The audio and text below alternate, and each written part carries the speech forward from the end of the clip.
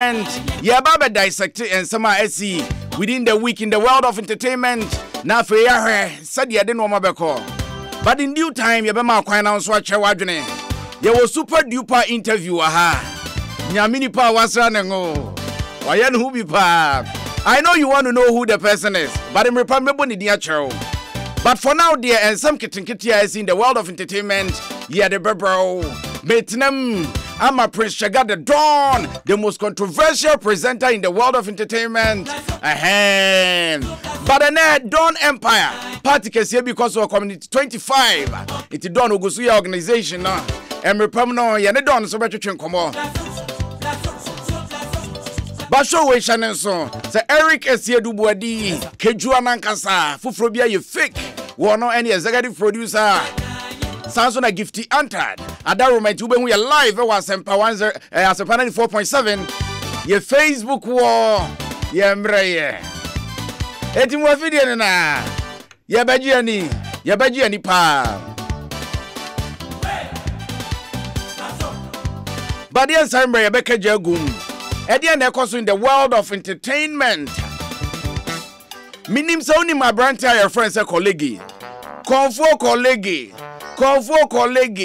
What can say be not as a nania? Or see he doesn't understand, sir. And go a fine man. We are not go bossy kama. Ni who's watching and a hoso, nanim da hot kama. But a location be a hen and as a comfort abe. One a mamma for whom I know mujane. Comfort guy. Or see a dear Marco and the Japan said, Omako location. Now your colleague and him near man comfort. Bella somewhere drew I so ube play romantic role. You're all bad no find the Amabella someone. If you are doing on nephew. South Church need on there, yeah. But I know colleague got with me a pow. But the infam man, one who is on a hard journey.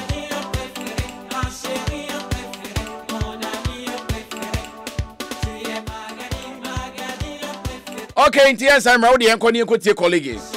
Nesama okaye edifasa ensemwe ho na ye ba ye betwa so na afi yahwe said ye enoma abc akọ colleague nesama oka say edru ba bia awose ye ma romantic rules a wono ne ye nheda ema ne bi e ba ne sa ya ne hadwene esa so wono so enkonya romantic rules ne bia anko be play na noma etimi akọ kan tianko ne nkotie comfort colleague nesama oka minim sa wo kafa enso me bro ne kase da ne etwa jam.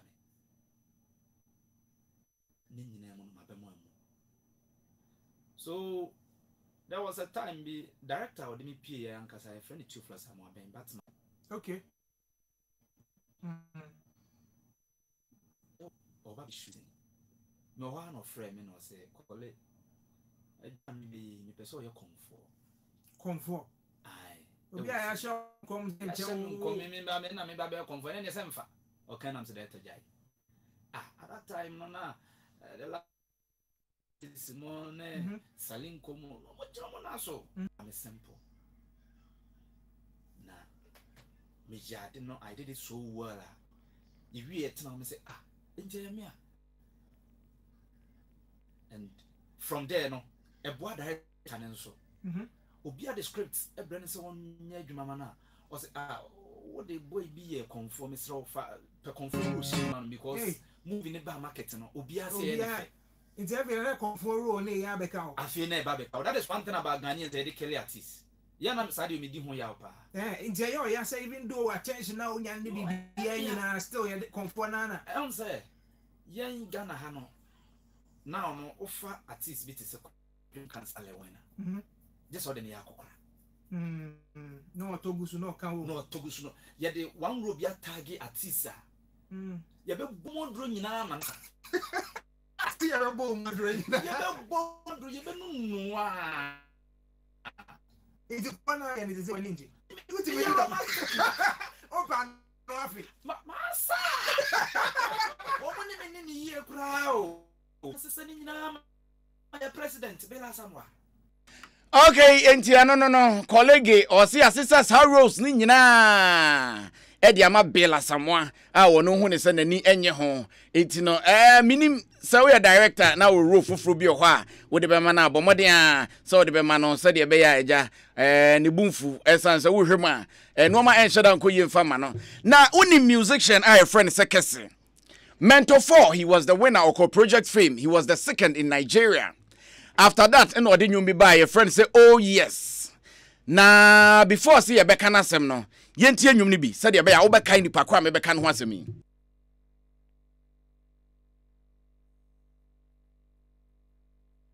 Yeah, anytime I look at your beauty, girl, something keeps striking me, saying, sick and you will find, cause she can be a Nubian queen. So shall it be. If I say you forgo and plus me, I dear bang that you say, anyone I'm a for 28. I yan to a basa komu, or him I am grow man in your for why. Oh yes, oh yes, oh yeah, oh yeah, me him, oh yeah, me him.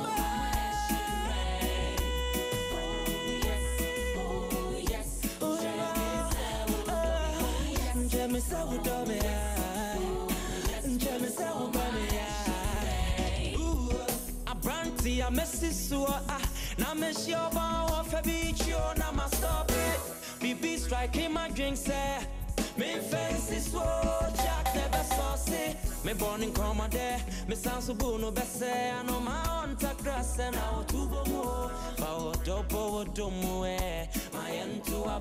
Okay, so that's Kese for you. One on the oh yes, eba bonti and you may eba ya chekakra, but on who ya no chame kwame, esanso bonyum bia and so baji ni pa your friend Sika.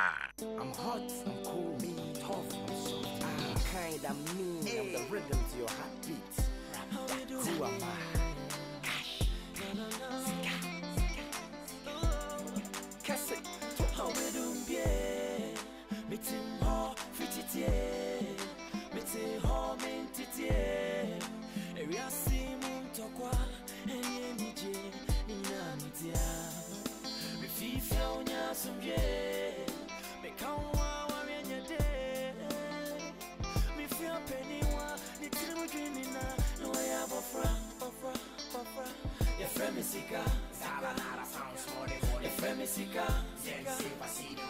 You're from Isike.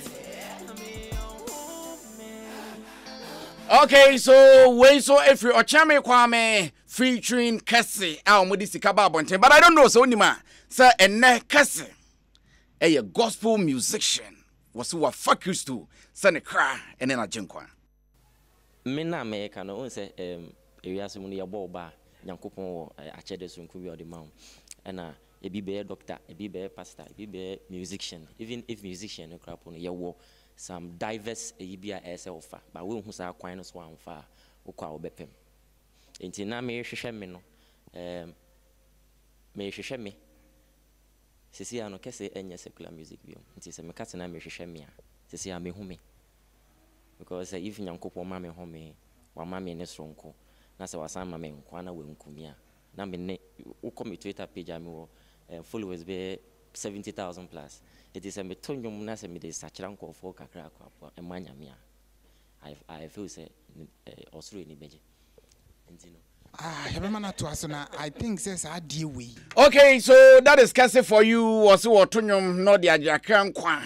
Na minimum adwenche yabema kwan Facebook wall we Asempa 94.7 FM mo de ba gift anta da roment ye beken kan de ama emrepam no number be free 0302216545 0302216545 and 0302216546 0302216546 na fe yahwe said ye no ma besi akwana wadwenche no so de aba Tete-a Tete live on Asempa 94.7 FM. Itimu afidie na ha essence ensama wo party in the world of entertainment na ha na obeti edi free Asempa 94.7.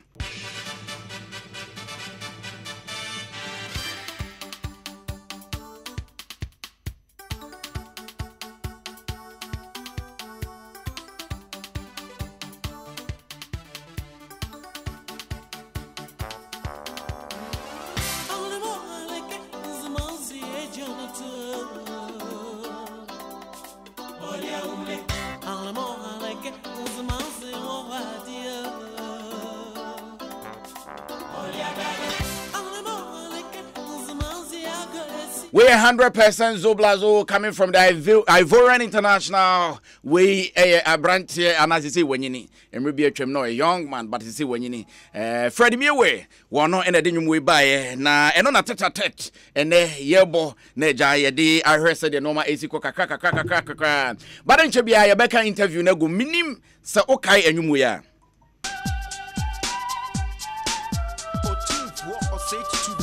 Nana Santini, or say Ataji, and a wati dende. Nana Santi Mampohini, or say to the second, or also say or the tattoo.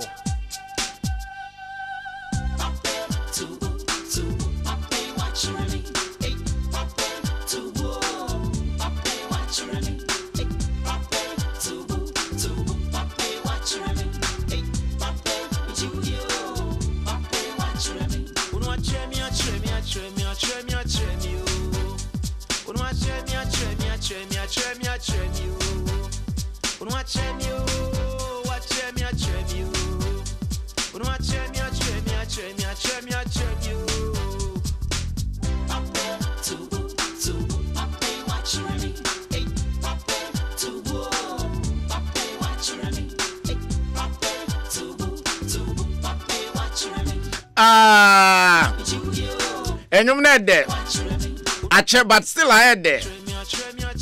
One watch me. Coming from the camp of Papa She.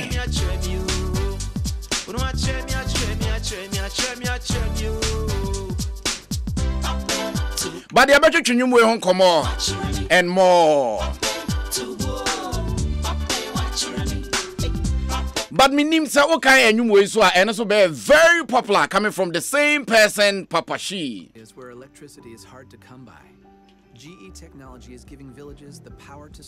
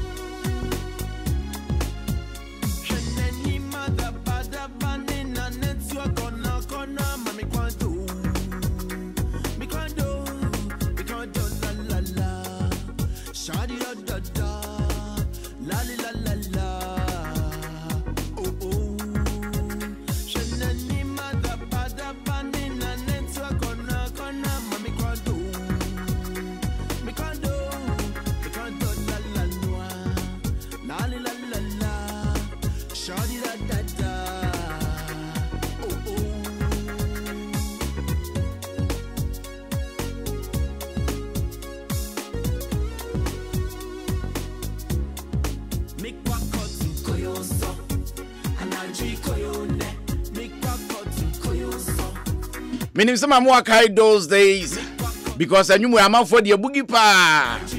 I'm out for the attrampna more. But then there are days I journey. You know him now, Papa She is now an evangelist. Make I interview Bia. Me hey, I say call me evangelist Papa She. One for evangelist now, my boy. One yes.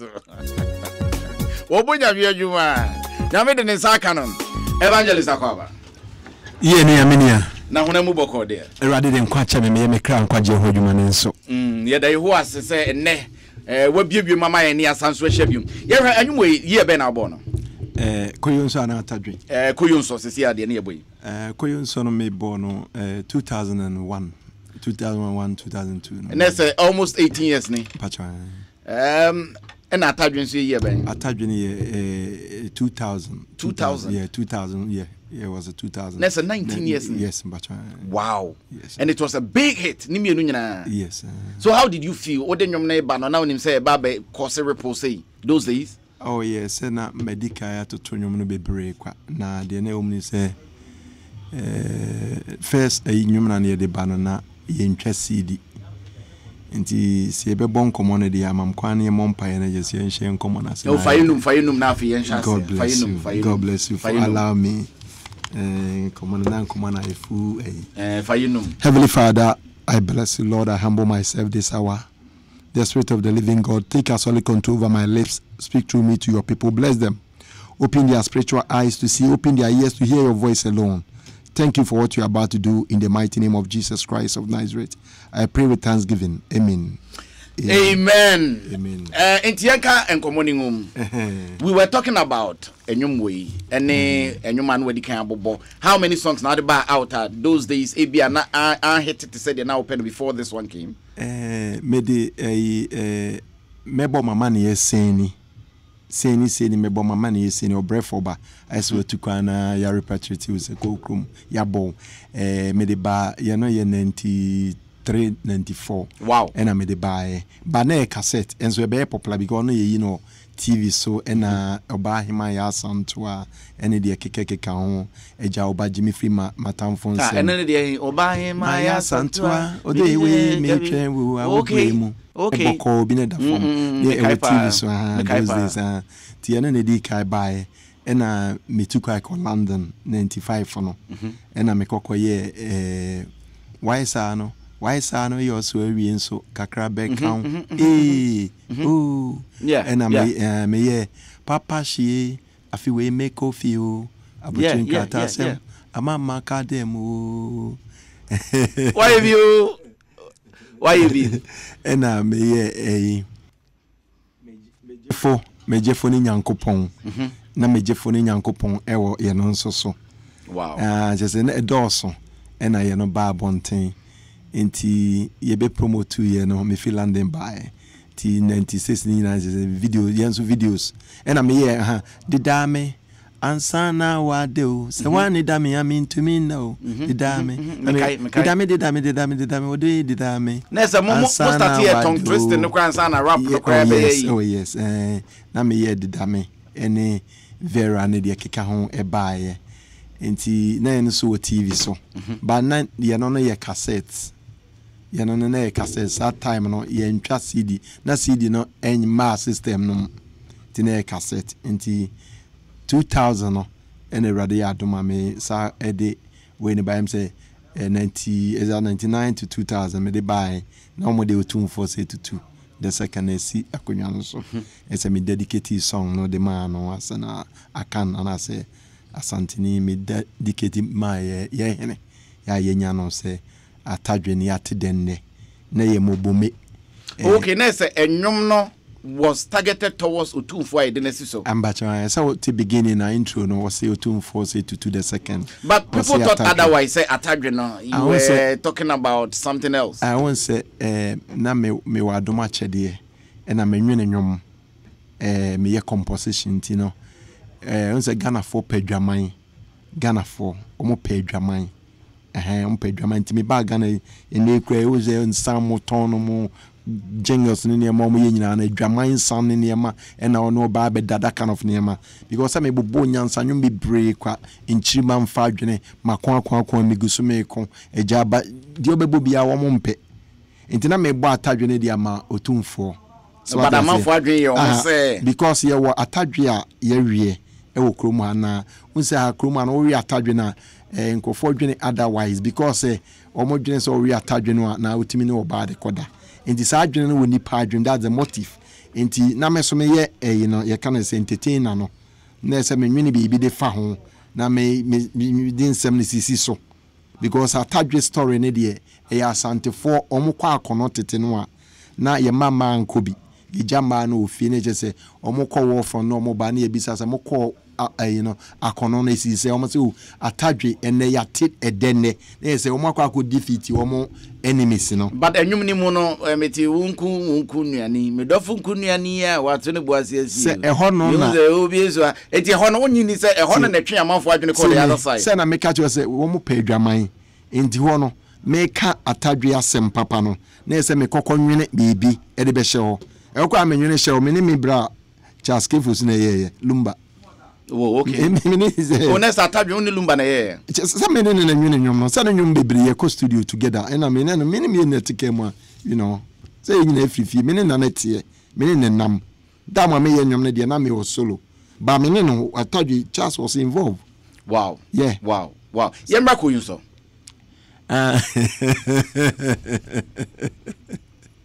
What they make come I'm gonna me promote to me use na me nya kra. I know because I know that is the main thing why we called you. Okay, but before then, no, you perceive your life where you have come from to this level. Yes. But as I said, there will be tina for the first time. No, 1 year. And the choir ya mefa so an saka and where you are going to. It's yamra koyunso. E dia be na inspire koyunso. Koyunso ye dikos sadi safwa. Mi sano na me pe games na me ye cars me ye chese me agro bia minimdi na me pa agro pa. Enti ne bo sadi safwa ye de two dikos. It two for moi. Ne to I said ye kai contest no. Sadi koyun. Yeah. Enti wa be to de be show yonko de tokrom na chese we ni no.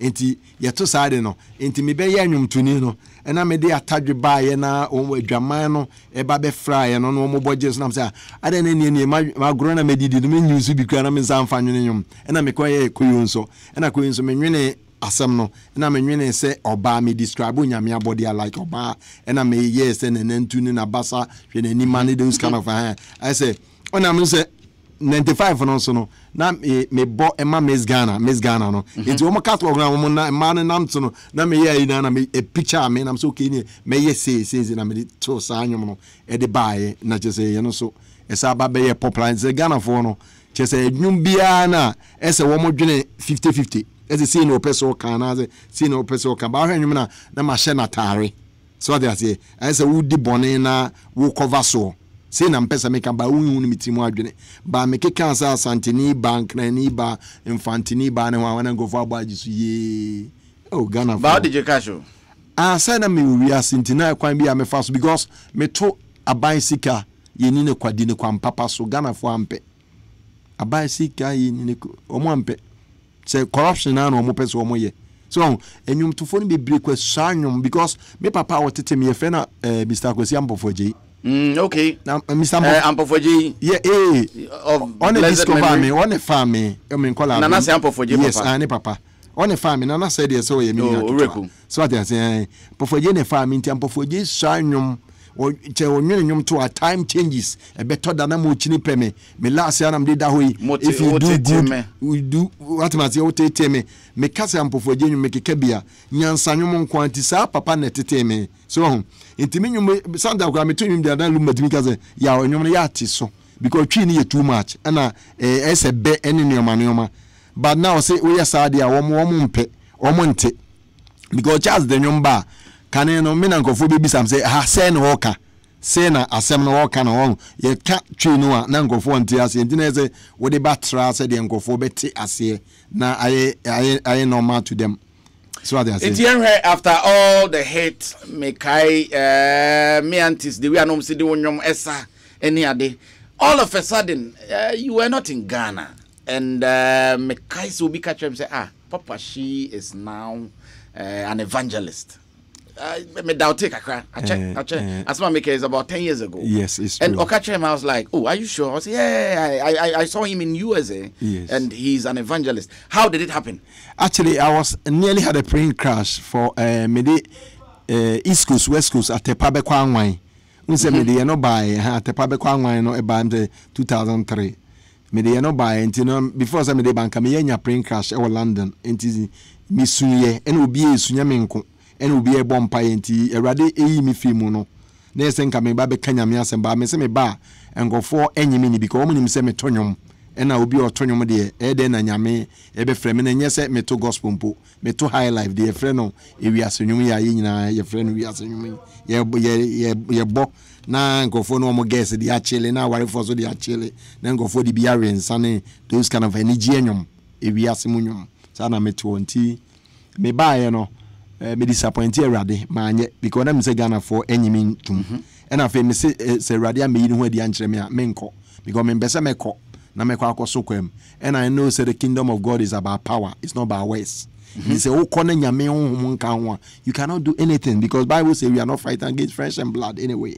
So enye ne honam ne moja ne diesie enti aba me sai editor enti me be bompa kakra na me nka masam enkyere obia de na kameko akoto me no emse ma konta o Germany de omo hunu de see for crash na some nyame yi me free mo no and I me promise you ready nti bedu anu me ne nana kwa me no nya gig bi o London me sa akọ London ti airport anu me na ready see me si otema kene so nana kwa me obo atia do go bisa no be kan sam natural me si otema kene na play no ba betu and I ready bie me ni se me nsi form anko kana se ma promise no ma anko na se mo a play no be crash nti me si form otema kene so ena me nante by na plane to go near board area ma security phone in by inside about be inspecting your mama almost to almost see and me dimrika no e o station business why am no I won't travel anymore nana mo family man continue kwa me man tia at that time no number for say bia said cry bia ma fa cocaine bi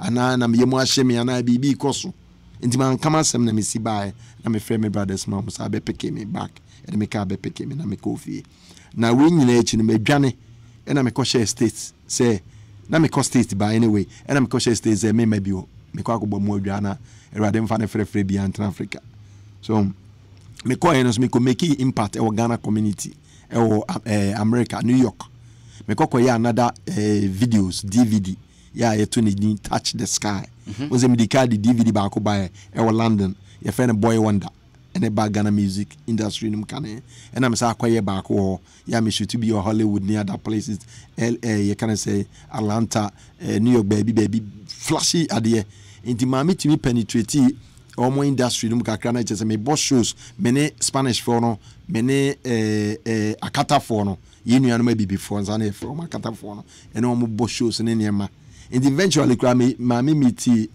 Jaro before say Jaro be Ghana no Jaro will make videos nibi yes that those touch the sky videos and so and na me yes antina fi my baba ye popular wo akata phone bi wa me akata phone na etwa ene ne oma nti 2008 ena Obama so baba ye standing no nti me ka say Obama be win ene me ko support no nti na me wo Virginia omo office bi ho na me operate free tina me supply stickers ni t-shirts ni nyoma ema Ghana community and African community no about Obama say bebo na mana win election no it say last year cry rally here and no Manassas Virginia down na me di meeting that day na the grandma edi free mu no ade chi na ye to aba no na o wini ye nti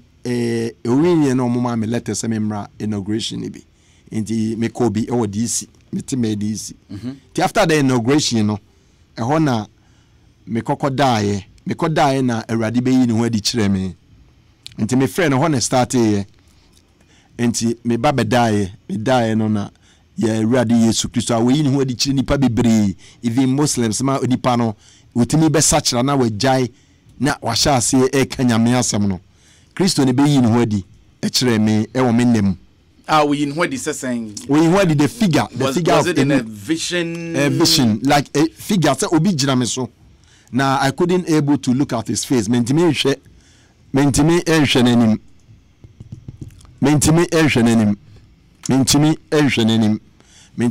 because I see the glory of Yeshua HaMashiach Jesus Christ of Nazareth who no not saying ebi mo say Yesu ebibini ebi mo say oyebroni Yesu picture here and then rounds in here I remember the actor on the play that role by out because when you Yesu into why be board them if you any other the who no not saying the meme who no I see the figure of any party me a figure but untimi enhwenenim nanim na shrine to say kania and was nanim shrine no I look like a fruity before him me tell me a power to me and a figure but me who say but o shatari fitana glory ya fan unana ahano I say ade red so what you say and a warm middle say so what you say but I see and all kasa ne there me kasa no ni say Yesu picture when the way we perceive Jesus to be in other call that him baby because baby I mean namne baby ana madwene namne niema ameye no wiase no eden na makodwene Yesu at that time but just what am I say me come club America na me come club me to me nyom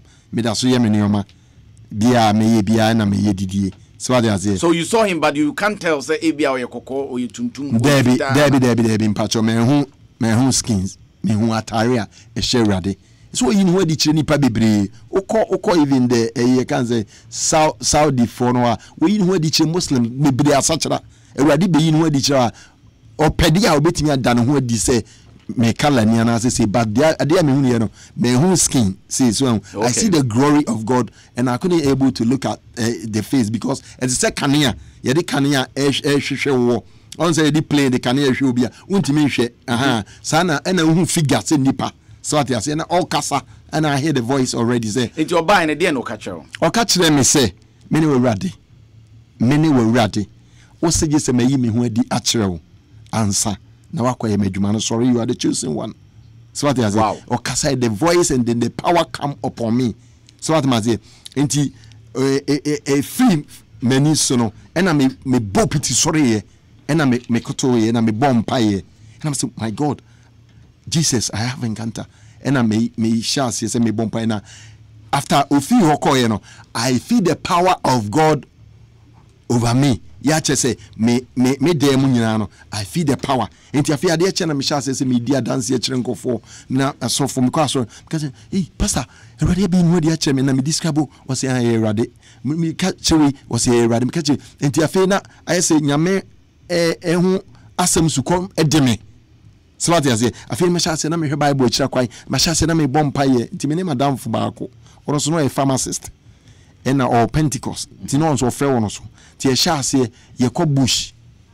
e ko bompa ye baby in America baby et no because we feel na bompa ye obedi stable neighbor enti ye ko bush ko bompa enti ye sha se bompa ye na afi ye ko churches na ye ko bompa ye ene ne omanti afi ye du be ne fangofo emom kokogya ye bush omba afi ye bompa na Awurade den sa kankofo ye bompa na Awurade deliver nkofo healing nkofo enti omo say Awurade ye no papa shindi say afi masem a meka bia na ye nyame asem me ni udi ngomokwa na meka Awurade asem so me shada se bia me na me be sheda be kenya me asem na emom the power has come over me so afi na Awurade sha say obie mani ema me hunu de ekoso nti one time Awurade bie mani eno ma me hu heavens osoro na me nsa left say na ewisie pa kumo ewisie efi soro eba enam ose me hwe me nsa right soro no me hwe so say na ehoso eja pa na free hoba na fe me hu say esefie bebre kwa ewo manim so na ewisie no eba asase so ena ose hwe wachi me hwe machi first time of friend me hwe machi nsuo kitu abi da nsuo river kidikidik me da o ena ose wo hu river no eho ape oye ya me hu no na ode me mami no mo two boys no do mo replace ono mo gigina ose wo baby am friend gina no kachi ni pe bia se wo mumra ensuo no no benya enkwagye afi wisie ni yese ba fom ni gya no na nkofo mi se nkofo dwane fi omu fie na obi enwansi nkofo ntimi home ena wose minim shepherd ogwanrefo na mse an ena okache me se ogwanrefo no we de na mse okanwai we yese okanwai no wose ha kachi omo ewu no se obi amre nsuo no yese obi amre nsu no benya nkwaje ntina me direct nkofo mo bowa kofo mo wuo mo tebia mo ayese ejane eyi no ba na me direct wo mo ko nti Awurade bie mani eniema bebre kwa de me ye ni nyame aka kire me. So how does it feel? Esan say ebi mo come mountains ko bompaye ye fasting 30 days 40 days 60 days ne ade a mo pese o mo hu Awurade anim say Awurade nyi bibi nche wo mo at least they want to see God say they wo hu no how does it feel say you are one of the few people o ma hu Awurade Tete-a-Tete to say them know to one on one ma men ka semba koncho Yesu Kristo say Awurade amfre obi a untimi ma na nche ene o say wan fa mfiri soro ama wa untimi nya de wo ye no so what you say yani Nicodemus na kachre Yeshua Hamashia Jesus Christ of Nazareth say obedenya osoro na sa ahini no ene o say Jesse awo foforo no say de manyina dridie me de sa kwhye me ma me yem ye me foforo na Jesus Israel church for penny pa ene yankoye professor so what you say ene won tiase ene Awurade se me ka hona mu kwa ne ma kire won tiase na me ka honhom mu ne ma ene o ka che Jesus de wi ye de so wan fi esoro ma amfa ma wa wuntimi nye because yenim na is a plural farasifo nyanim tumi a Awurade Yesu de ye adwuma ena Yesu ka se Awurade amfro bia wuntimi ma nchen nti Awurade pe ena onye wo share da kotwen nanim eye so obi kotwen nyame anim utimi Awurade timi bi wani which your desire so atamaze but say calling on so utwen nanim obeda no ho adi ena calling ni so kwa no pa obeyi ni ho adi a kire because Saul was going to Damascus to pursue the Christians, to bring them back to Jerusalem. So what I say, because we now obi, and I see Stephen Abo on kwa jengo for ntare. We be as you say so. Jesus Christ be in where the channel or the road of Damascus. But the rade done to me the which is a rade. Eswe chosen versa ya obehia no edin eyusu no amana so na semako amamemu ene baabia enti awrade said we na de no onipa ntiase de ono pe ena we yawe enti enhwe so far since ofa Christo ohu awrade wo started the dance honhom ne ba wo so wo kan asem ne ade. How has the journey been? Nyame frɛ ene nyame adwuma no ena fom saa because Jesus Christ fa senya no de hwe asem prensa ena Jesus mfrɛ won kan kyerɛ sɛ ma frɛ won ti bibia etotroto even was for my name's sake me din nti ono no was me ba me de anyem na dodo a wagye me din die no ma won tumi so onye Nyankopɔn ma kiso ba ne ye reject no so what ma say into obi pie nyame soma wo ma wo babia no unya na easy don't expect say ye begyeje so na say obenya na easy no anya sa na tie. So what I say, because heaven, open call heaven, or so strong, you know, if you was born in Yohane Pens be doing there, you find any bresso. So when you marry, I won't mean Yamajuma. When you marry and sing Kitty, and you mean Tasso home metanoma, won't mean call heaven, my brother. If I who for current mean call heaven. And to mean fun easy, I've been in the wilderness for 10 years. So what I say, or bre or yow, my dad, I saw them for 1 year. Tell me, my dad, I saw them. And then only baby done answer them. O friend bi no ma da son dem du ba bi na ya be pam ye firi mi fie ya de me nkemu asem na me hye hunkuran na bi obi tie me na wo famu a ohun se wo peso ye na me dua me pede me chiro ade kakra bi me chiro the process what you say because Jesus been in the wilderness for 40 days and 40 nights on your obedience into timidi bonsam so ba ya no yakwa say Israel for no say de nka 11 days Israel for de betwa Egypt to Bosha Assassin so now so den ene nkukuru hwiase ene menyinya meni ne waye mame ane meni agene and momudi 40 years so what I say me what done is not taking me 10 years. Wow. What am I say? I'm telling you the ma from me catch wa wonyini na me store wa America ni nyina free mensa me fie be pam me free Friday ebay Good Friday ebay na Friday ebay Good Friday yeah me crusade or second 2 years na banka bagumensa ewo court ewo America tieni pa ma fawurade me nya medwuma ba ne sen me chiro uni mu de bonsam wo ye tiemi bonsam wo be ye bia sa de nka be ya wo be baslide no abambebuo enti de bia metungo for say urade frɛ wa you have to be in the wilderness now a tunnel and na wonam urade be you apie urade mi pie no de mabagana tiemi me kanya me sem wo America wo frɛ mi nyo me ye a prayer line every morning bia me preach 1 hour and me buy that so ye adwuma me call radio so koye worship esa akokanya me asem wo hwe me Facebook ni me YouTuber me ye 1-on-1 evangelism e public me check tracks nze na me monam ebini me buy Ghana me home you me check tracks isa so me home ya ma me track for thank you what you say so obi be tie nyame asem reading nyame asem na ni dia konkwan mamu asachira na adwene na wo hu no kore because Bible so be hu no kore eno kore ne be ma wade ho so ma ye adwuma ne sa ebra obi antua meka ba meka tuafo ne Awurade me ye with the ofren nyame afrɛ me ni de tumi a eba me so ene odo a wode adome se wode me bone ya kyeme ama mangu bone mu anko hell no wa bie mani e wo ne ma bia na minimo ho ne ma hu no kura na mama de me ho no nti me ye Awurade adwuma sa nti I build the wilderness ofren no emu ensam dɔɔso ya mu mi sa asofo genuine men of God na maker what I say ye didi wie na ye nkasa nwie yenhwe emra wo bo wo wiase na wo bo wiase nwom no I know say de ne ye kan wonwuma de ba nyina was a hit and definitely a discoverable so how come say o say eduru ba bi no na a discover fine da bi o enye enwum asem na meka Awurade frɛ me no da bi me make ska wunya from enwum no anytime Awurade frɛ neska na san na mench da bi Awurade frɛ me na me store America na me ton to ma bi so obi a America me catch me supply fabric me ton movies me ton bi we bibia we so mo me catch so that me conquer for supply ne ma mo Awurade frɛ me no e ho na bonzam be pra ho ne ma sɛ wo ne ma nyina sɛ de be ya wo be sa abaslide that's a wilderness for you okay next said the two Job or Bible mo no masa bisa mo nyim me e wa America what ma say e di nye sɛ dem che sɛ me ntimi kan yira ba me show bi nkuran What you say no one say ofra wo so ana wo na ma awurade kwa no so ana de wo go through bia no enye wadwene say sa nyame beja wo nya wo. But you have to pass through the test because Jesus Christ pass as and so no. What dey when you fasting we 40 days and 49 wana kinkin.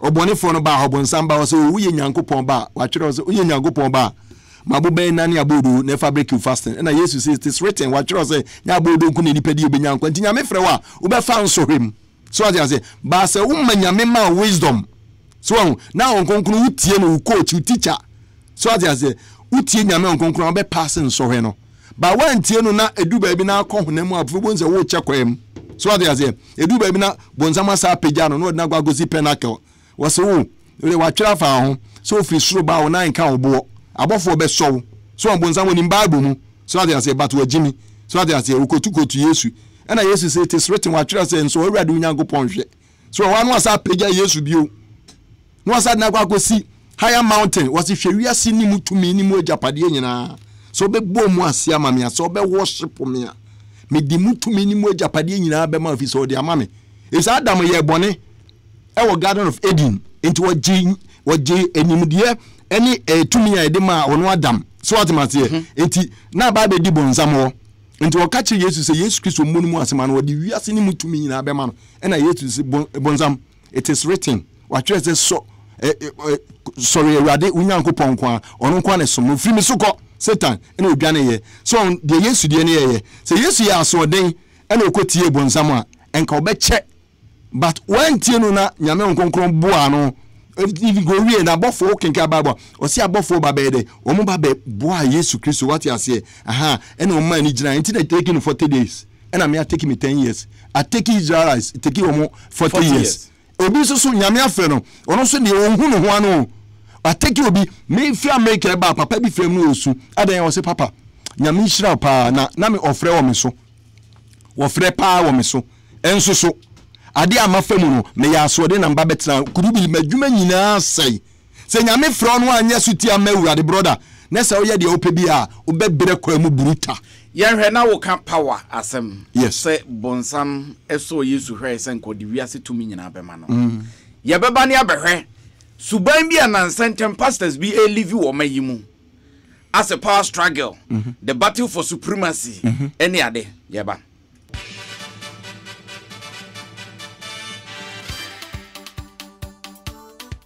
28 minutes past the hour 2. Yeah, Pimso Akusi 3:30. Tete-a-Tete on Asempa 94.7 FM. Yeah, ni evangelist Papa Shi Yugusu ye bon komo. Waka bebre nani ebeka.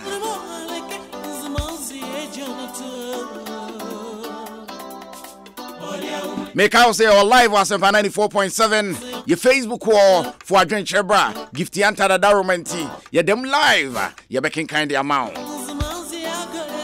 Evangelist akwa babium. Okasa no waka bebre about Yesu kwanya bonsam so efa na hwe ne hwe since I offer irade no Christian community have they supported you in what ways in terms of finances said the okasa oche tracks we evangelism and it's no mani nyina no already we can kadada say normal things went bad for you when you started this more than bad yeah so how far Christian community no support you in terms of kwanya obefa so bit mobilize meaning Christian community bi ade mi ma na radio wa for we go kasa nje ne ma wonim nyame nyame ye no ebro adwene ntiase so meaning Christian community bi ese me kono wo say ana say community ma ba mo me hia mo anyway so at say rather say me ba me na ma frɛ I won't let you down so at say I believe in ma me nche wade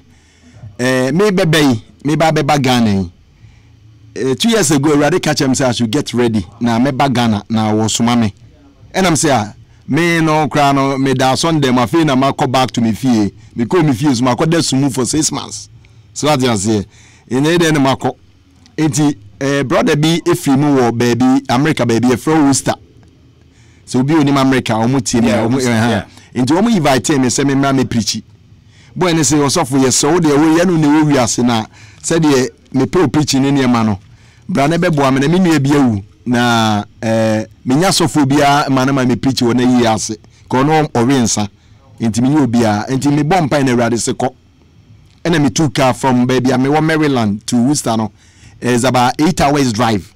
Wow. Me de me van in a coy, and I don't know some Mercedes. Me de van yeah, me de win a coy. Me told gas. That time I come see $300. See me pa. I come see $300. Now me told a petrol and I say a can of gas. It to be good. Me chat to Susan and me cook pretty here. Because nyame man and saso a year say, but omo mo nyina no nyame onkonkron e kasa kire omunti nyame se mo ba e to omo so enti mi wie no de bi wura me o papa me pese mjansa nom pompa ye mam che se me abonten kwa me bompa ye nyame touch nipa e wa abonten na brad osu na yaso no mu what you say wasa kire nyame akasa enti ye wie na brother no o say osofo me da nyame hira unim osofo ye pese ma wade na nkafa wa accounts mama na yem fesika bi ntuma na so me preach am nyisika ono so de farm say utua to and out of gas na ba 8 hours na wo hiesika wo de tie me na me kire so nyame frewa wo hwawo said you obedi no kura ma no ana bedi sika chi a ana ho kire ntu ube ye bibia me kire me ka me last 300 am de koye sa ade no na me de ade no ema no am say o frame me phone so na me de ma na me koye se ne beba tie me enne ne beba menim Timmy is an beba, and I'm driving back to Maryland. Me yes, I'm just saying. Me mom who said you're calling here, and to me and I come last $20. And I erade me kwa charge we say trucks ya meche. Me erade ka jam say nkofo bi beboa na ministry na wetimi akọ Ghana akọ yema summit amede ma. And I'm saying nti anopa na me sorry akọ chewe na me bompa ketu abi na me dadi me demonstrations. I soak my body, my mind, my soul, spirit in the blood of Jesus. Father, lead me and win many souls. Let me see one thing. Tell me, Yepa. Uko YouTube, as I'm no can you YouTube. Ya maka once a matter a quiet yame fast because she had a maybe became you know YouTube. A record go. Me coach tracks in this hour, Maryland, Silver Spring, downtown. I'm a channel. To me, brain, I'm cotton baby. Me brother be Oscar or Baba Shop or when I am a cotton. Me cotton, I'm a homina bruni be baho. Na bag board bruni nechi ena obechi aye ena o sha ase se woni me di nkomo ena o se friend Stefan na o free Seattle ena waba na o ye adwuma ma wave money transfer okay na charity organization enti omo wo Kenya, Tanzania, Uganda na nkomo pese omo di bi ba West Africa but oni mo bia ena o free ya bantu o yes o kasa na nkonkron se tie no na de we na beboa o de o kan ye no correct. Into can you know I'm okay, don't worry, I'm an evangelist. I will help you in my community. I'm from Ghana. I'll help you into menino ye na menino bon pike akrebi and o sha se tram nche no church me how ultimate download app no the two phones so niam and I'm say let's go. Me den tram me car we mu this van me den nam Ghana no me den track car we mu nyame ye me dancing asema me kan me den track car nam say let's go. Ti me den call Ghana for to Ghana because I mean Ghana community ni obi enemy wa America anyway. Enti me kwa no me shia makazi unim ubetimi dia de we ato phone so asani ska akoma obi wa Ghana untie ska free download. Enti nyame ya adoma mitimi enya nipa 8 that very day ena me ye ema omo no mani gi omo sani ska na go through. Me wie no say evangelist how much are you charging me for the whole day? And I'm saying no, I won't charge nothing because I share the tracks for free. Make us say me ska asa. Wow. Mti because him pocket them say 20 bi onti enumre no. Me no me see no for Uber or Kodisi or the hotel. And also let's exchange the numbers, the means sign numbers. Yes, sign numbers ni we ape. And me see no call. Inti ano panel frame evangelist where are you? I'm saying my home. Me so me TDC. Mamba betna downtown. And I'm saying my home. Was is there way you can take me to another place? I'm saying come I will take you to Virginia. Maybe it's going to take us for 45 minutes to Virginia. You try carry my air kwa me talk gas me last 20 me talk gas my brother and say let me pay it for you. And I'm saying no.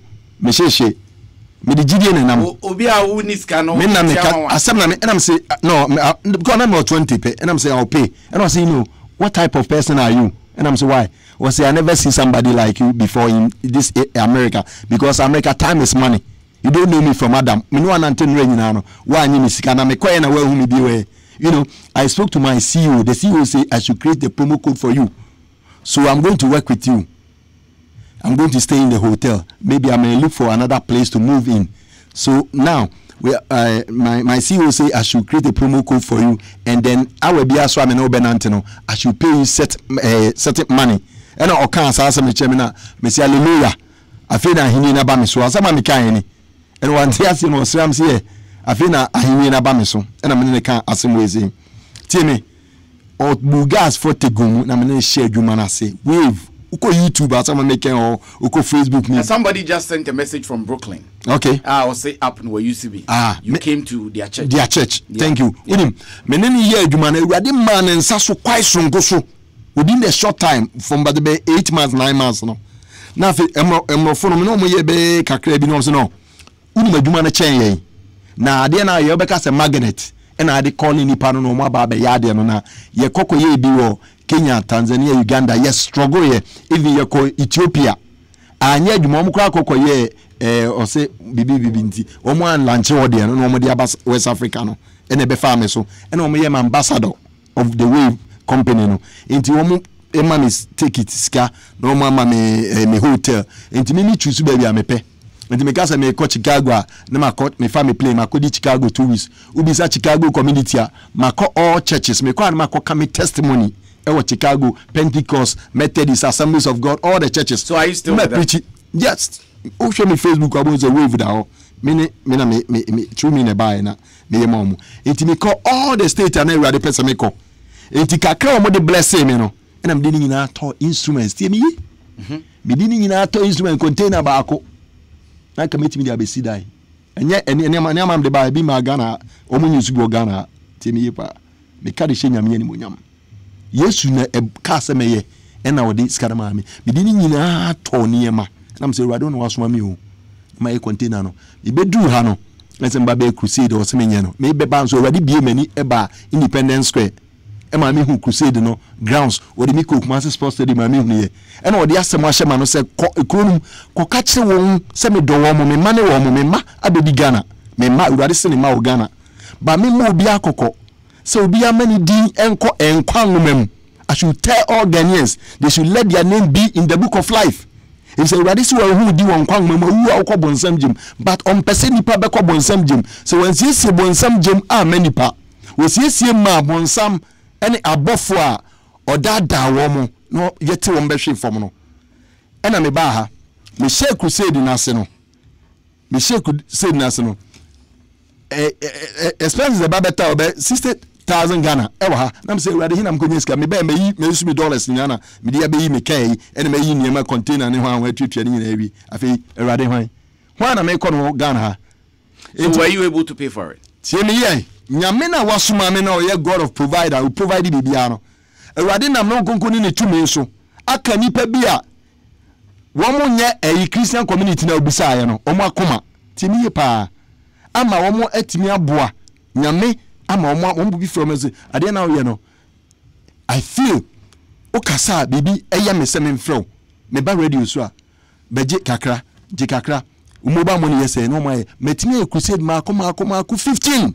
Wow. 15 crusade asori ba akon ntimi nye crusade no ba akon timi ye ko mo kokko yi wo mo je train ya de kokko yi crusade na so ne begu entokwa besi board no so mo gwa ko yi wo mo capital because Independence Square I spent 60,000 Ghana. Assassin and Kwamo Jimmy 21,000 Ghana. So I say, yes, assassin and Kwam stage any light and any mamitia say 17,800. What am I saying? In Kunya, generator, one, Kumasi Sports Stadium, 3 days, baby, I see 3 days, Santiman Pond 3 days, in Coco 3 days, Ma 7 3 days, Yaba here 3 days. And then Yamika semi basso uncle for Beba about Dimechi. Me buy some go for Sunyan, Kumasi, Mia, youth, Oma Baby DHD, your Mina Boa, Abe Tower for, you know, Monama, evangelism. Only God can do this, my brother. Evangelist. Meaning, and commanded there, you go so your pimsoko, but yeah, me beside Christian community because of one thing. Because they were my women, and a nipa bia no moto and yom said they can't be as yom to say they now we na eba out so ma for Christo. You were evangelist Lord Kenya who is still working. You mua ena miame ofa miame bra one so beka of Ramponsa. Okay. You nim said there okas what for Christo said ye a to the beer Ghana hano ye see a count one semfa then it be do home fell any other and I'm some maybe more backslide it be most of the soom who say we are being fair to people like you. My marriage is okay. I started this way, but me who say baby I'm I want to turn around and move a new way. I mean cancer show. Me really be biasa because me frame me ho and I used to be in where the chile me. And because na me da so minimum adwuma wo me nyoma me ye what I say no be in ready. And I want catch him say ma me mfa me ho ntuni paso. Enti me frame nyina me fa me ho ntu bia so da wo ye sofo wo ye hwan me fa me ho ntuni paso. But they are what nsem we huru bejo. Oh tie me Erade frame no 7 years you check YouTube akwa ba ko America me call ni prayer last me nka na se mo abate me ye me kire wade ba ko me call ni prayer last me ko prayer last na Erade ka dem ha na ma front Erade da no wadi nyina a kire me de wo ye bi a kire me and me free prayer last so and I say dey me free prayer last no because any ma we no emfinya me tie me pa Satan no followers bebre kwadi na chi it wa ma mo didi matem say ye ntomenwuma me se masachira hwan he mo no me no mo muru ni nua wo mo ye do be ye bia ya na me ko bushwor mo ko bompa Erade say bompa for forgiveness for them it Ghana community ni di matem Satan wo mo sofo no wo mo bishop no wo mo nyina and wo bom mai ni niama na Erade dani nyina di kire me na say this guy is not working for Yeshua Mashiach no way what I say because listen I am coming from the world if you ask na se me pesika se me pese me nyamdwuma nyeska me kametuma nyum ko yoso ne atadwe so ade aze me kan nyame se me ka che nyame ni nyam ko piti ba bia nyi sikada me ko kasa wa New York women's are grow omo branch bi ho me ko kasa New York metimi abo baby krona me ko kasa me wi omo de check bre me e o me ka ho Erade man nsa so sam ne check na me no me nyi sika e free so hia me na abelese me different ba me kanyam se wi na so me sika menye yes na Erade frame se me yo so de asem no makwa yemfa nkoma akwa e wa na Erade ko bie obi ani o Worcester e na nipa frame se papa Rodaland papa adi se na Erade ada na di wakwa ko preach baby o mo broska wanyi e na me se wo so papa na ni age pa wo so di no kure na odi no kure ma no me ko preach ni Jersey women's are grow sa frame me ko preach yo ye na so u from me catch o Erade na ye na dwuma so atemaze etimi ko hu sa de ye ko so Erade da na di kire me no e na me se no the brand no yan once sa and was say why who Jesus Christ of Nazareth ye boy any crash on jenam say ha we didn't obey you what kire me na say me ba be ya azan asofo ni bi kamekwa ko tuko zo ni attack talking about azan asofo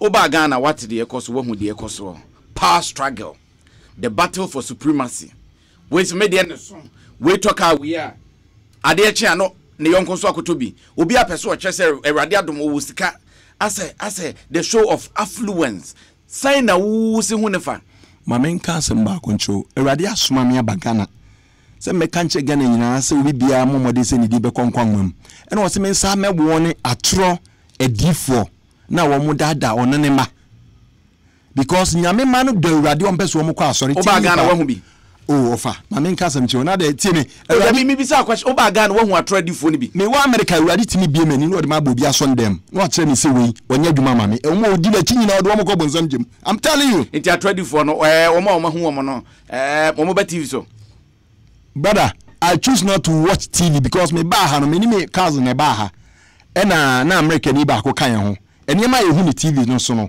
na me kra na ma ye mba ma ni ewu e asofo na temi asofo no de omo ye what ma say e wo TV so ene enyumtofo no bi na enyum bi obi born dress ni asa omo sa no lady ni bi sam say pastor is that the club like you know what you say hip hop for gospel musician America nya high life kwa what ma say so what ma say ntia asofo no nyankopon yi kire no ma udin uni ma de me ba ko ma na ma bo asofo me ensa din tie ni enya omo nkwa o bebire na wo Ghana ha omo nya adwuma ma Erade omo wie nyame ma akọbọ nsam jim ebi ne hwan mo omo me bo omo din no Bible say by their fruit you got to know them tie bi pa o me bo akwa no friends akwa na wadani lotto forecaster no what they say the watch lotto number no obi nim okay tie me bo obi nim din e wo Independence Square Holy Ghost come over me take absolute control videos no e na nkonko ka cho so obi nim mfiri nyame just say me kan ye e wo ho me bo obofo din obofo ye yes What must say? The video is there. More video. Obi na say him say to be me invite and tell me pa. And I'm a ball. Baku Okumasi one so to be mun so to go so akoko me boni din. E say friend Ebenezer or the saying. Adakwa yado. I thank you me boni din. So omo nsachire Awurade woni omo so omo nsachira. You say so omo the boy any ni wo. What the boy ni baako sachira na dwabɔ fo mpempem dia usi. So they say enti Awurade woni omo. Enti be last 2 weeks na mun say adakwa yadom na ba abonten say heaven is real, hell is real. To be answered, Awurade mfa no bone awa yina nche no. Ama no ankasa ba abonten ba be video dia ba. Say Awurade ba be yi no ho dia che na mena hu say niema na engofo ye ne ye. Enti no ankasa be kasa. Apart from nipa miensa we no. Nyanya nyifu fancho. Nipa, oh my God, papa.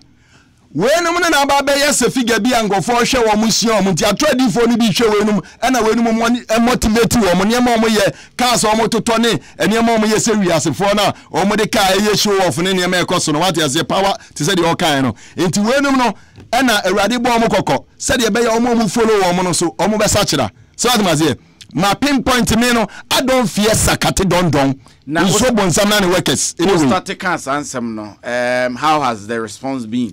Me start here nyame so me ba ha no nyame nam no konkoni ne tumi so ama nipa bebere kwa ni aba won so me ka di na oboye no where receive any attacks where receive attack ma me nkaza ube attack me woni no so ma me he papa de watimi no su che de ori ase me kam ase ma gwa kire nyame bie mani me ka ase ma kire me ba krom here Awurade bie mani obi ni mo betra me ma bono sa akwala me ka no kire na I'm not lying to you Debbie me ka spiritual sem na kire attack mutiemi ye obetra ma bono ma me bo akwara ma ga jemu ina ma bono sa akwala nyame hu mo me so what you say tell me before so na o sa ba abontin ba be goga say opa misia no ba bi papa si o mfiri nyame no chelo to no ma nyame na so boa master Bible say by their fruit you got to know them Awurade here obi akasa mo man no what you say okay kai Isaiah 22 verse 30 here so what you say was in me po bi agina in the gap akasa ma me age ban afa ho manya obi I find none but God has found me so what you say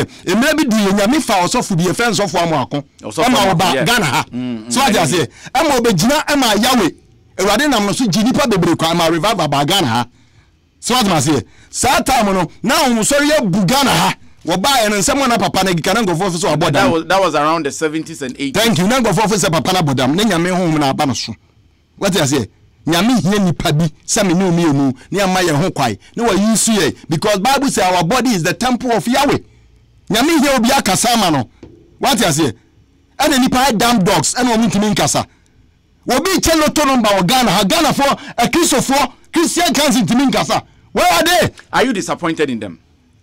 Jesus not disappointed in them because me them yesin na Awurade be frame me was say I will choose the fullest to conform wise me fa wiase kwasia abehye nyansafo ani wo was me nsam papa na hinta nyansafo me yi a kire nkokwa ne wona repent was sachira wadwene wona ye to ontwene ebu abantofo apono obro ho asena wo do homa Awurade a na Awurade afa no yusu my brother what must say ye various groupings said the obodin no omunyina no they have to protect Christendom and making sure say obi a obey wadwen so we nyame adwuma bia no you fall in line said the wo kan wo ba ye wa hu bi wa cassette wonte say omo ka bibia de fa ho wo ne say as o madwuma no omo ye no ehu bi wom as o muso tie me ma men ka say ma koncho Awurade is disappointed in them. I'm telling you, my brother. I am telling you. Pentecostal Council. I am telling you, my brother. Council. I am telling you. And call me yasini. And call my mama family. Me mama yes of for me, papa yes of for me. Call Bible school. But I say I'll choose the foolish to conform wise. Me fe wiasin kwasia fo abehye nyansa fo aniwu. Na some of the aswa me mama de nam no. And one obegina so de abu obi de atan said obi anwuma te. Asam no and what the be judge obi biara. And souls are perishing 24/7. Akrewu ko some gem watch this makana akrewu. Eripa pretend so mum ye nya no bi anya de oye. Wan na nya de oye. Bible no so se mum ani nyina mum nyini. Ma men ka sem ba ko ni dura. Bible no ase. Onyi ni say accept de oye no. Woni asema Bible na kana ase you are conflicting with that. And say wan nya ntiase. Ma wan nya ntiase. We no ye rebuking. Tie me pa me rebuking omo. Said they should repent. Ade na o mani mum nyini. Tie me. Omo kwa akotutu. Tie me pa. Wasi wura. Anya abapa ne kodua ye. Ana ababoni aba be femu omo da ye no obi kodua ababoni ni bi na aba be femu no Komo kwa ko tutu. What man say?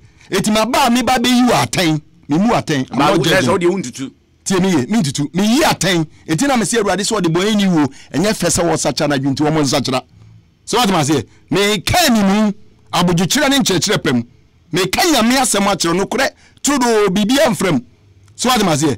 Ya wo sachira wadwene ebo trene ne kronkron brabo onyame honhon kronkron ebeba so Yesu de kronkron no gya ne bo suo no de ebo masuo. So what you say? And now yarefo nya yaresa engo fo nya deliverance Awurade me tumi nka de nya me se me ka de nya me ye bebo adwene and testimony upon testimony upon testimony cancer nya me bompa phone so kwa keke me boa na nya me o deliver nkofo eye free me nyi 1 cedi me nyi obi a 1 cedi evangelist baby a free baby nyame do abeduru de ye betumi akai baako say nyame munio amen.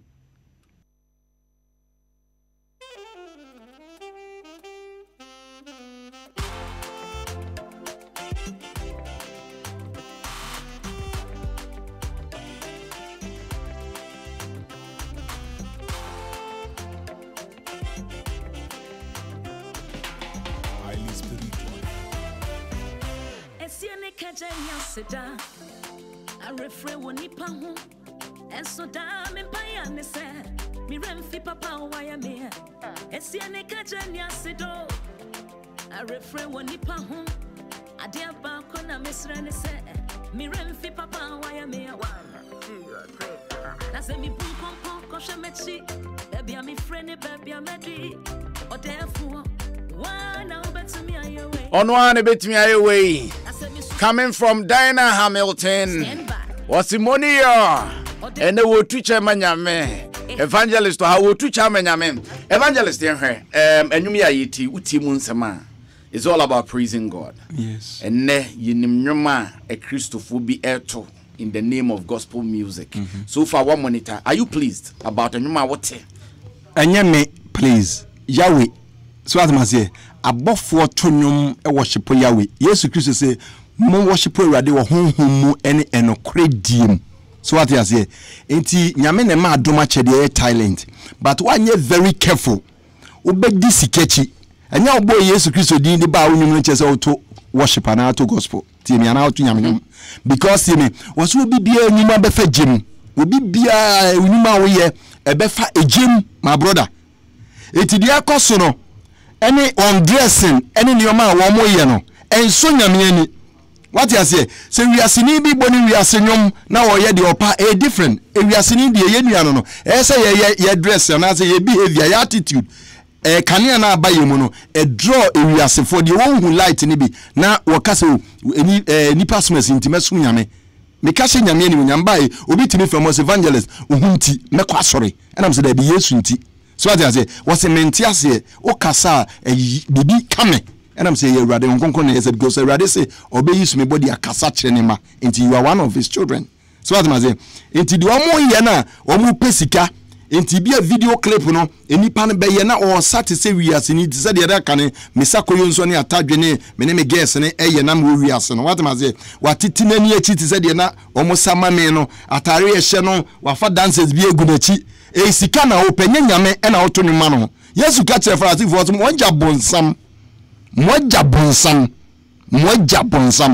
Bible say the enso John we no anhwe ase ubaye sa ne mani nyina beto tonwom no sa wo tonyu gospel na wo dress the ope na wo tonwom no na wo de bi ba kutia na de bi yese na de jiudin na de yese na de yese ze de wiase for ye no edane bedu edano ebedu so ogenga Matthew 7:21 Awurade beka say depart from me minimo wa wo ye de entene fimi so go what man say.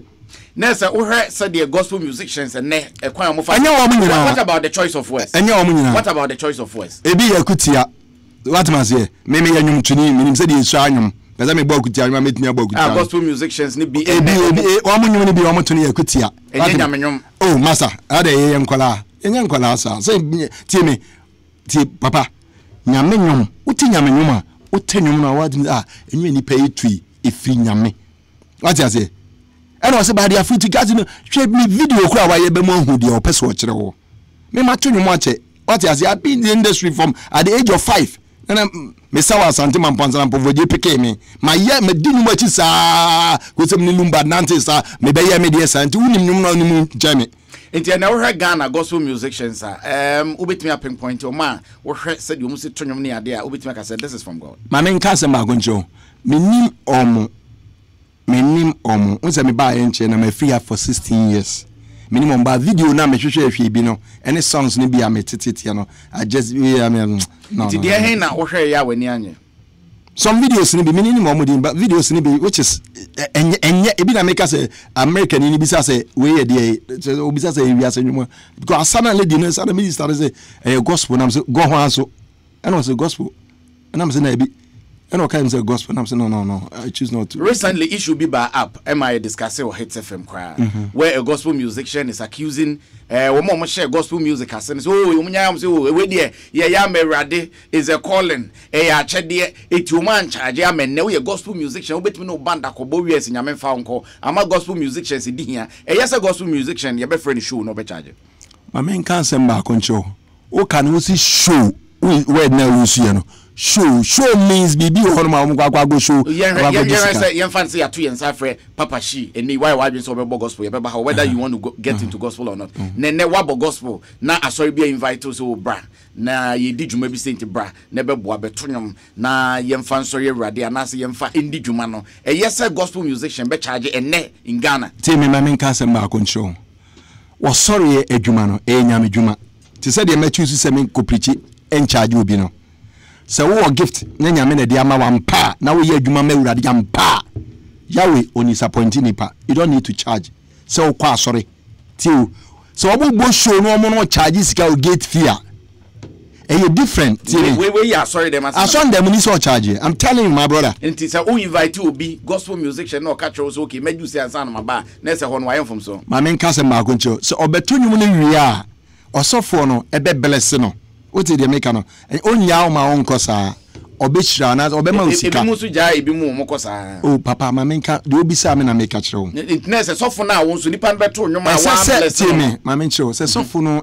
e osika na wa bless na ono ani tibu abedi and I believe God so much say Erade be bless nipa ko no in other side be boa because me ne brother be efimu na nsen obaye program na se wo mile 7 the omo friend bright me say ho asem na mo kan dia so as I say obe kan charging ye asem bi na me tu no fo say nyame na ama wadoma chede so enti asore kra wo mu no se so for ni free nyame a wo de ekọ na ekoto nyum se ni congregation ni pa mensa say ye nan kokoto unyame a wafre no on disappointed da obeboa o obehwe no yire all the blessing bebrew ba me ka bia tu no fo no won dia ze and was no one the friend no even abosom dem kra na obekọ akwagoto ema me tu no fo ka je nse mo nto nyum ma trade fo no ombeku no me ka kire no na mo kan 2 hours me ne ka say urade ma me ne ka say tu no fo sa o reject ma se ma me kan you gospel musician ni invite to club o ko club na wa bodam wa dwene nye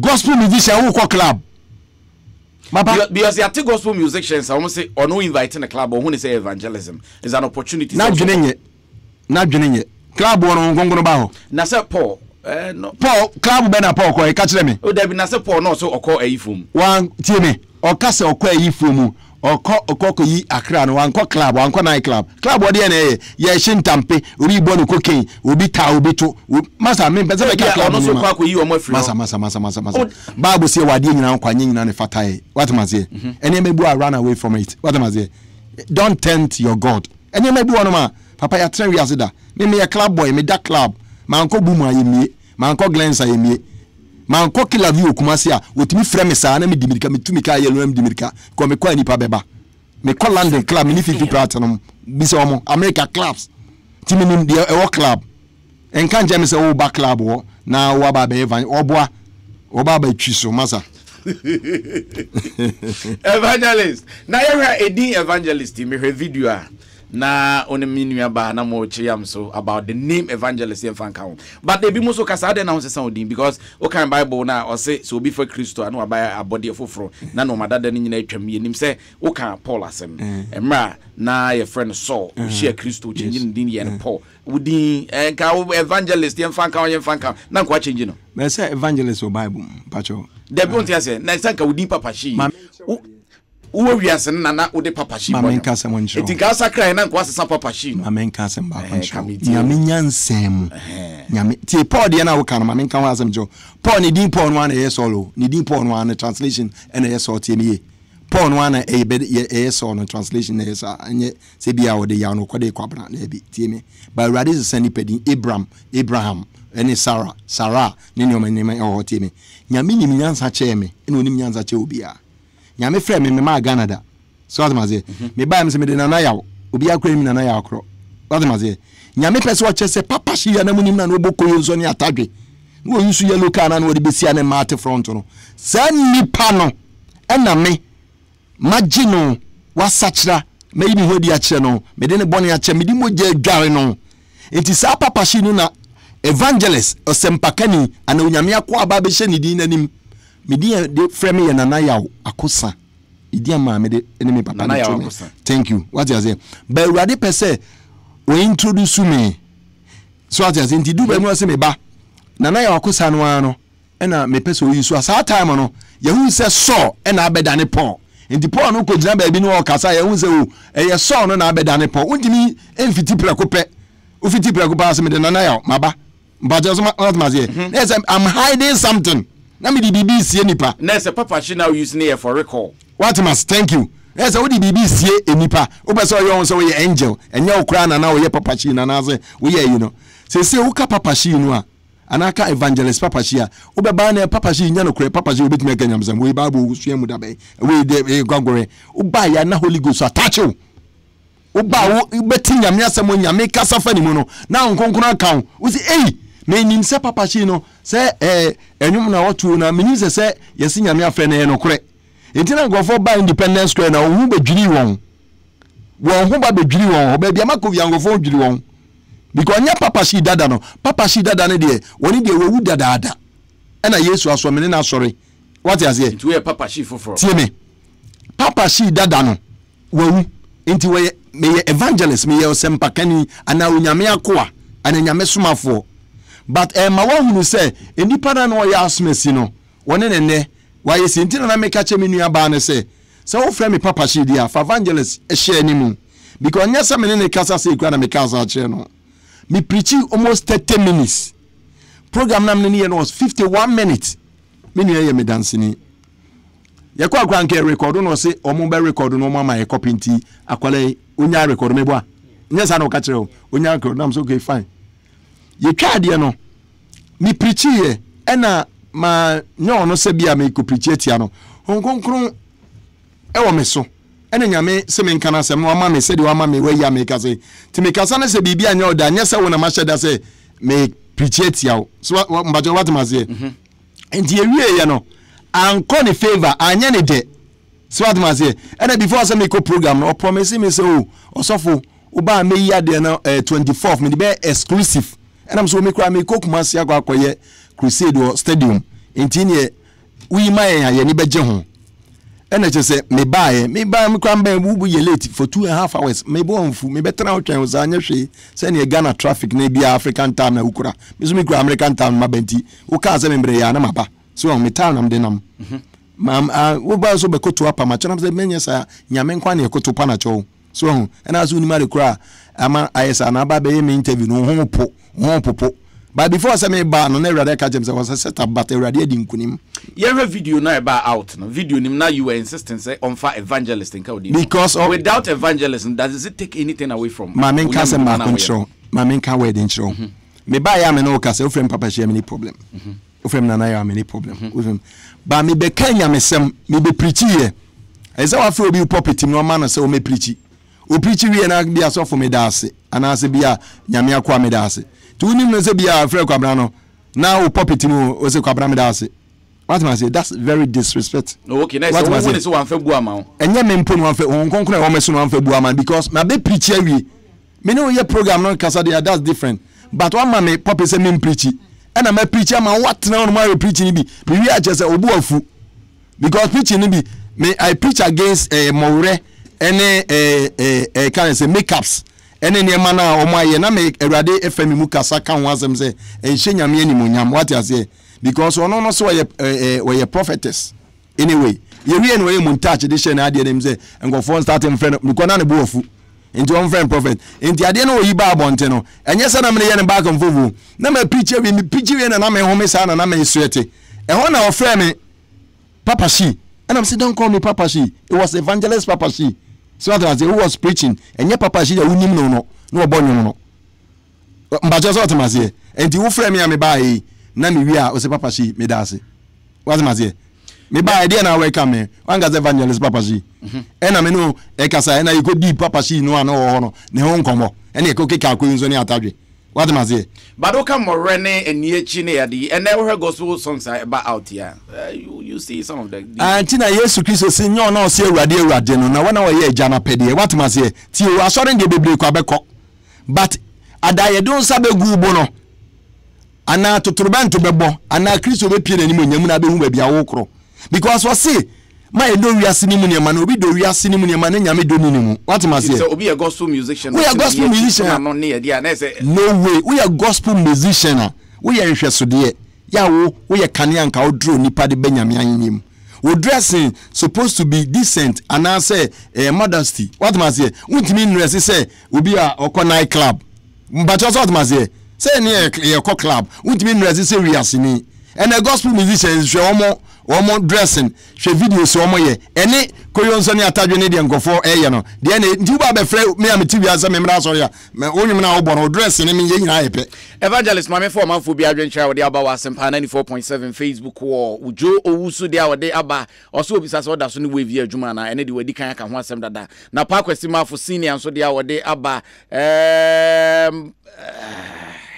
pa cho message we mintimi kan why or the message beba ma honte Joe Wusu sanso di bi aba or see revelation no no de wonye ni na Joe Wusu sanso di bi on aba Joe Wusu de na edoso too much na we so de or de ba ye mafo senior na de bi an sanso e de aba seriously getting or say on the one say attention and evangelist to pesunya new depth so de or de aba was evangelist Papa Shipa na ono so na nsema ono so de ba ye no was say nsem na wo kan de wagidi ne mum questions so how was e bisa e de fa ho say Joe Wusu na de na ya doso na we say your friend new depth and so de bebrebe abasindi Owusu Boaten was say ask him when he's coming back to USA. Dabena will go back to USA. Radia Sumame na mabagana me adwuma no. Ena me wo programs kwa wo Germany me ye crusade Hamburg University na me adwuma July 26 to 28. Ye obi so land for ne me kasa Holland ne me kasa na France. Ena me ba no so Erade ka chem se me ba be wi ha me kwa Europe kwa ye bi mi fra me ko African countries no. Even rock me for me tinya bobi acho. So ba ku fi aboard me ko 10 countries of Africa. Wow. The Erade kan nyina pepepe. And so we are mako Canada and mako back to States. And that's taking some time. Just say because any Papa Shi ade na me the Erade ka sa me na me. Okay, then Cindy Owusu Boaten message now the buy and one we no the aba no Prince Amwa and so the ne the aba say no kwe was say Virginia and owo na last year ushiao and ohun say normal ekoye asam na okan nyina no kwe ne the aba the buy no no GPI kwaku so the aba the aba o say or say obinim invitation I didn't know uncle the invitation say ebeya ankabra so would you say asem na wo kan no kwa one on one onu nhia na wo ka bibisa I didn't know uncle oh pacho obinim ne seme na me invite no one cause we invite me was me invite no and I say o me ye crusade obetimi aba oba na obesre bonifache no fa yesu ni wura na genkwa ye bebɔ mpa ye nyame de onkonko no uja bebɔ na su se de Kristo kan no na ya bɔ ne deliverance so what must say because baby e crusade bia no nyame de ne saka ngofo without me touching them so what I say enti wonu no ho se me chelo to number emfri nyame anase me nua yaba waba be kana me hwe bible mu no de me ye ne nye anase bia me jim enkofo nta repent ene ne ma hye no na me hu se emfri nyame ana me se metwe ngofo sika e de ama obi abra sika ne obi dia wo so otimi ko wo mu ko bokro no ne ne no wo sofo a wo fro won se sofo a se ya roba wo hu de se ne nye papa enti usre bonifacha your heavenly Father will forgive you. Efwazi here the message about but yebema omanfo joining on the line na fi questions bi o ha na se bi asem bi o mo pese o mo no kan na fi o maka any evangelist papa shi in atwetwe nkomo aka 20 minutes near the dwumadi na bana wie ye enche bia ha dwumadi no kra se wie number na 0302 216545 0302 216545 and 0302 216546 na fi entwetwe nkomo evangelist papa shi wa ha I and entwetwe nkomo is all about the calling anya media man any issues are arising from it. Hello. Mpacho first and akase free. Kasa yitio. No kwani am the pass papa shi. Nyakopon alpha no use no. Because me kai say Unique FM 18 years ago. Now done na den interview no or Unique FM. Oh yeah. Oba ho nyumbi ni dwa fight already so pa say I know you so e ma ho e de bobo nyum sa no but to be kaya Unique FM obi fme ya na ewia Sunday wia be bufu ne papa sa no you so ma but am de akopon you so ne bon so de ye adwuma no bon na asoma ka bese bisa le fen yakopon frɛ se ba nyame adwuma e se ukohie mu e se uko skeni ana. Okay, evangelist wa obi ya no the amount evangelist wa. Onyame hira me nua. Nyame frɛ se ba be na adwuma. Onyame adwuma no wo ya onyame be hira wo. Onyame tumi ye ne de sika na dwete nyame de but nyame nka njo se kokogye nkrofo sika. So what you say? Was be bia mbakọ 7 mamu di ho. And the Lord will bless you because me a living testimony. So what you say? I've been doing this for 11 years. Yeah, find the power for. Hello. Hello, good afternoon. Yeah, good afternoon. Okay, sir, free in here first. Okay, you. Papa, good afternoon. Afternoon, Patriot is saying. Oh, Papa, I'm sure. And I'm going to say one of the Nankopon or Confassi for you don't have so. Namen after all. Cosina is Mamma. Shakra, my rider. Can't Amen. Yemfa 3 more callers now for you. Sorry, so now you fetch me dinner and run away. Hello. Mpacho first and akase free. Tabora, e ho na akase free enko. Yo, me chama je ka evangelist papa shi nkomo a mini eti. Chewa dwene evangelist itio. Me da si bebre me bona baso. Na afi me hwe ne kase mu a chesa mpa nyame efre no odi tumi ene ahoden e de amano pa wo hwe se de ozika na yes a kire obi a nyame afre no ahoden ne wo pa na okasa with very passion and power me bona baso na me bitu mi se nyame a wa afre no onye otorofo di media da chene se na obedi wie ansana nyame embra ababano abana afi sikata me kan se sometimes aya engine to the nyame flow do go on more for particular na say we are to kwan so edinyan hu bebre saa hunya dia no se nyankopon for why you cannot use it no matter how it is me na be free with any thing nipa bebre na e kwa hu chembo go on more I said onye bi say nyame flow bia so use kenya na so you yen because bible mu abrante na oba yesu kristo koton bia wo ni nyina na fa bo nya fa ntino me bi wo no ma wo wi ase ena wunya yesi ka na wo de bebre no wo ba kristo mu ameme de me say esan sanye nyankopon kwanso na wunya na de wo be di kristo cha na sa wo ba ba yo so kwata no ma no I believe say e be hwero ansa yo ya be de wase yem for na afi yenko yanim hello mpacho luwa radio set mama de bi wachi me pacho Pauli tachi group no panegese mpacho bi amoko Pauli mpacho online munye yem for na yenko yanim hello good afternoon. Good afternoon. Patrick Frost and Akase free. The Pastor from Prophet Simon Tree. Prof. Yetio. Pastor Yamin Sha what? Amen. Yamin kan ho. Amen. Ni nipa ediano. Ni nipa seno. Ni nipa kano. Aye negative. But you Yamin Sha o se kano. Aye positive. I'm a man of God. My connect spiritual realms. You are true man of God. God bless you. Bye bye. Okay, you better say name for chat to hello. Hello. Yeni pupu nya adwuma wa ha yemfa last one afi yenko yenim na ye said no mercy evangelist papa shi e wa ha hello. Hello. Hello. Yeah, hello. Hi, Asempa. Okay, say free here for saying. I do have Okay, I do tell you too. Mpachon say no kasana baba ya onto ni book akra. Na a friend wanti on makasa no enye with akra. Evangelist over to you. Or two yasin na enye wa sisa. Sa na nyumi panu. And this wa sisa. On say no be kasa fa sino. You ever do say odute when the last call I am for calls ni biu evangelist. O yete nyame nhira bebre kwa nyame nhira nyame asem no yenyi bi mfrim yemfa bi nka ho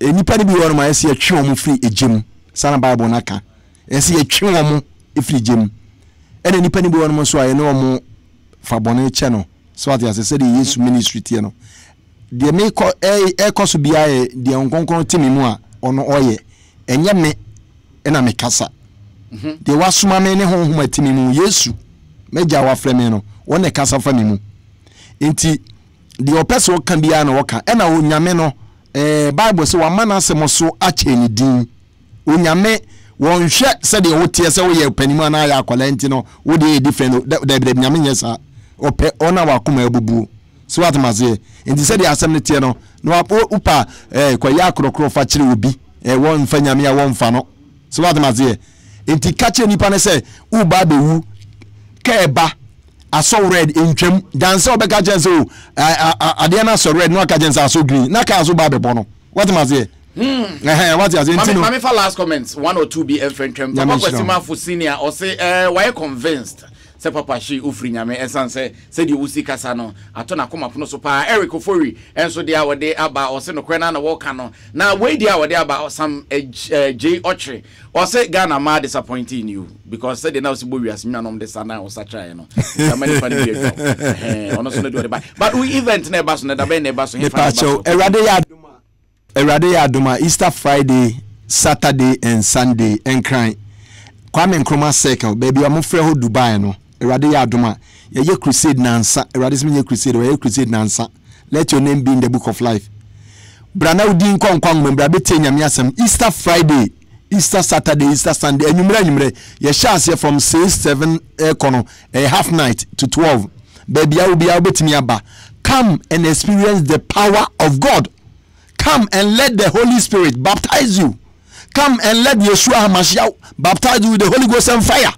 Said ye be obetimi akonu akwa nyame asem wakwa akoyi dom tie me obi bia ofre wo so wo calling ya afi wo so e bia wo hwe ase bra awurade besa restore baby akonya wo hwe nkonkron wo jagu nkofo so ubonza nkofo ntimi nyina wo na so o deliver nkofo healing nkofo no obi ayare fa no bra wo de manamra mesachira onya awurade mu gidie enye papa shi I have nothing what I have is Yeshua what I have is Jesus brane beti nyame asem na wudi enkwa in the book of life na wo free won kwakwa nyame onkonkron beba wo so so se na die chemehwe me onkonkron agumabunu ne baba wa so mo ma me no ebe so da mo papa no ebe wu ade so ade ase sabre ni nie wo bibia ukondo na opese onyame boa wo na one omo aware wo ba nyankopon be deliver wa wo dana obi no be da branya me be deliver e free wo pies ga bia mo bia let's obi was spiritual problem bia obetimi aba papa in case sorry be a person mo invite you in case e bia obi o bibia o person no ka e bia o hia direction e bia o hia support e bia o hia guidance from you a number bia o ha nipa no betimi afre me number me de tudwa so mo anyame adwuma no tie me pa me ba no Erade awone me say ma me nko obi asori me nko so amenye very careful ti me pa ti me ba me nko obi asori me nko obi bi asori osofu kofu oduro ena na no me ko surprise no so as on kran ma bono so mpa anyway so that maze because surprise no ti me nko obi asori ena ma ko sra me ofa so fu uzu ansa me ko sra no won office e dance man what you say me ofa no thank you what am I say me nko obi asori because we are this me very careful I should be very vigilant so what am I say is it because when you are sorry ni answer them enya so na me nyini onipa wo mo de dan sorry ya no ma me nka asem ba ko ncho so Pentecost ma kion ana say Methodist John Wesley ana so we na te founder na uko But nipa na wabeda no de na koto branch no kura nyame hom. You have to test the spirit, pray over the person. Don't joke. What am I say? Jesus is coming. We are in the end time. Bon someone here break or ye adwuma gari. So nsane na aketia. What am I say? Asori bia okobi abosofo no so mpaye. The other branch na no bono so mpaye. Se nyame na afre no sa ongogu na tinimu. Eso obi omo e beifo. Timi ye pa. Obi a witchcraft no kura the Bible. Anyway, what am I say? Obi so agoje adru e no ho. Enka ne gangofo beton chirije na gatwade eniema won sori. Abra Yesu twa ba abo ngrofo pambo mu fra so ndem ze munim se Asempa Bobby ameja.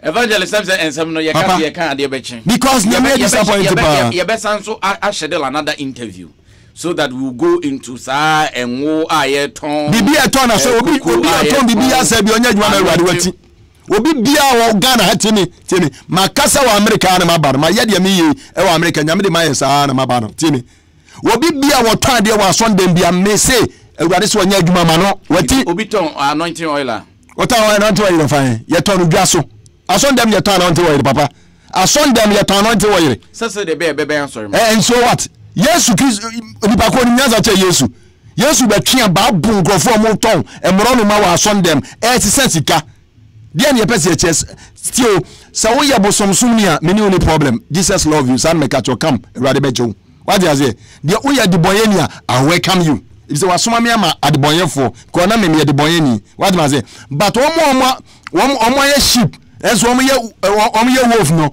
woman na awurade ani abre won so won na wotin son dem eda da nyame ma no woman na nyame ani abre won so obi owo wiase bia ye welcome ema awurade ene wo se womo susu womo da ne ma no womo nsache womo adwene evangelist number no pacho me number ni so person ofre na abo adwumadi na ye di no a number no ye 055 808 4511 me si me number no so bio o person obo nyame dwuma no a yeyi akra nko me buy 4 months ni yeyi akra your number ni 055 808 45 11 fra obusuani bia ne bra move for do yare bra everybody be stand na free for be bra come and experience the power of God my brother evangelist me no dey do e be ba ho ye nyina ne rekọ ene susu adwuma ye evangelism ye yi akrasa me bebo amono ye kọ work no ye yi akrasa ma che tracks isa obi ani age obi ye kwa akoridi bi nyamisha so say ye to ye safra won so unya daje na obaye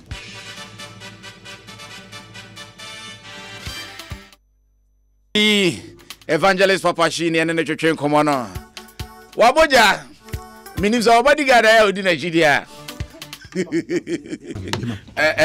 o bodyguard demam ubi sa me bodyguard nyame bat se me nyame asoma me abagana bodyguard woni ma ba sa omo ne me nam ba so ni sa asofu ni bi use bodyguard ma me nka osofu bia wo use bodyguard bia no onkure nyame ho nkonkoro tiemie pa Yesu no use bodyguard Peter kwa gogo twesikai na odi twa obi aso se Peter fasika ne shebo hanu na de twesika ruo sika no aso no ba betie nyame asa na agwagotwa papa di otimi musu che di wiase it so for be use bodyguard am free nyame oh so for no use bodyguard and the Holy Spirit when na abofo nyame yina ma won use bodyguard na aso de ba nya den ye fezia papa wo de bi etum na gada te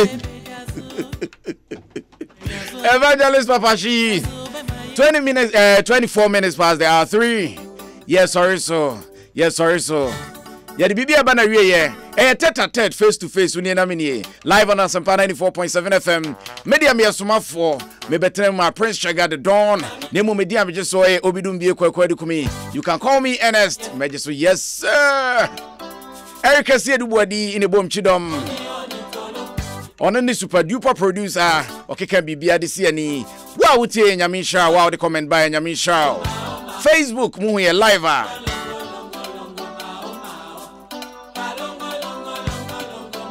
Gifty Antad na shase and a PK beto aso.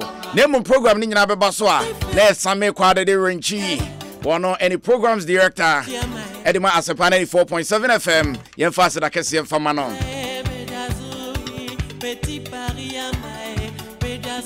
Yes sorry so the Sports Avenue 1 Sports crew ni nyina ekrado also adotwa wosra kokare on ba betna se the world of sports the ekosu bia ha na betie free aha sports headquarters Asempa 94.7 FM ya damase